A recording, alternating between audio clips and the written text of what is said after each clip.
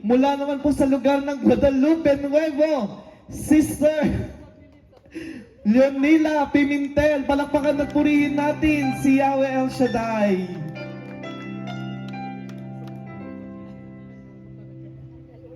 Magandang gabi po. Ang isi-share ko po ngayon, yung last year po, yung tungkol sa kapatid ko. Kasi yung kapatid ko, matagal na siya dito pero maatin siya dyan. Nung April, nung last year, nagkasakit po siya tapos gusto niyang umuwi. Sabi ko, paano yan? Wala pa tayong pamasahe. Sabi niya, gusto ko na talagang umuwi. Sabi ko, siliya mo, God will provide. Tapos gustong-gusto niya talaga umuwi. Nakita siya ng friend namin. Sabi niya, uwi na kayo, akong bahala sa pamasahe.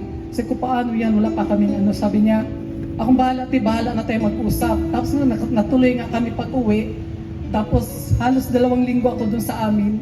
Pagbalik ko, nagkataon naman nung May, nag-celebrate tayo ng Mother's Day dito noon. Nagkataon din namatay yung kapatid ko, May 10. Ayoko sanang umatin nun. Pero, sabi ko, hayaan mo na, andun, alam ko si Lord ang magpo-provide sa amin nun. Tapos nung time na yung panay tawag ng mga kapatid ko, sabi niya, Mel, ganito babayaran. Ay kung mamaya na tayo mag-usap. Tapos, sabi ko, Lord, ikaw mag-provide sa lahat ng aming pangangailan. Ikaw ang napakadakilang Diyos na nagbibigay ng biyaya po. Tapos nung panay tawag ng mga kapatid ko, ganito babayaran natin. Sabi ko, oo na.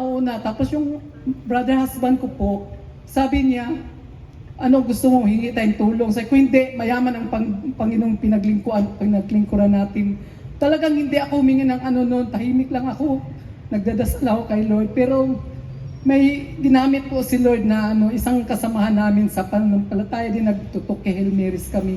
Sabi niya, te, akong bahala. Sabi ko, ayokong manghingi talaga kasi nahiya ako. Sabi niya, hindi, te, akong bahala, te. Pero awa ng Diyos, ang dami talagang nagbigay, hindi man ako sabi niya, akong mag-solicit. Pero awa ng Diyos, sobra-sobra talagang pinagkaloob ni Lord sa amin.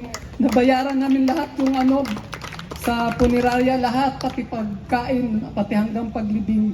Tapos nung time na yun, sabi niya, uwi ka ba, te? Sabi ko, di ako sure kasi nga, laki na nagastos ko. Sabi niya, hindi, te, umuwi ka akong bahala. Talagang napakabuti ang Diyos na may hinipo po siyang friend po namin. Talagang hindi gamitin mo itong akong bahala. Sabi ko, sige, ako na lang bahala. Pagdating ko, mag-usap na lang tayo. Salamat sa Diyos, talagang nakauwi din ako noon. Kahit masakit, pero hiram lang din talaga ang buhay natin sa Diyos. Tapos, pasalamat ako dahil kahit anong pagsubok na dumating sa buhay namin, andyan siya, tumutulong talaga. Talagang hindi ako nanghingi ng basta tahimik lang ako nagdadasal. Pero andyan may dumarating talaga, awa ng Diyos, talagang hindi niya kami pinabayaan. Salamat po sa Diyos na patuloy niya akong ginamit dito. Nung kailan din yun, lagi na akong namamaos. Paos talaga ako ng Martis. Pero salamat sa Diyos, sabi ko, ikain ko nga ito ng ice cream. Ngayon, nawala, medyo nagkabusis ako. Sabi ko, ayokong hindi umatin sa gawain talaga. Gusto, yan yung busi. Pasalamat ako sa Diyos na binigyan talaga ako ng boses. Salamat po, Panginoon. Para nagpapanginig ka.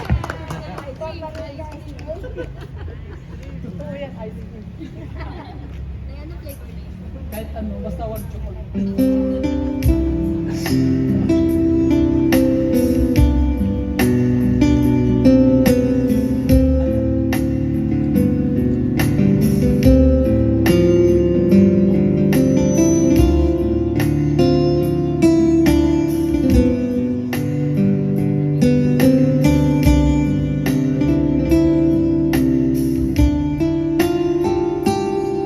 O Diyos, salamat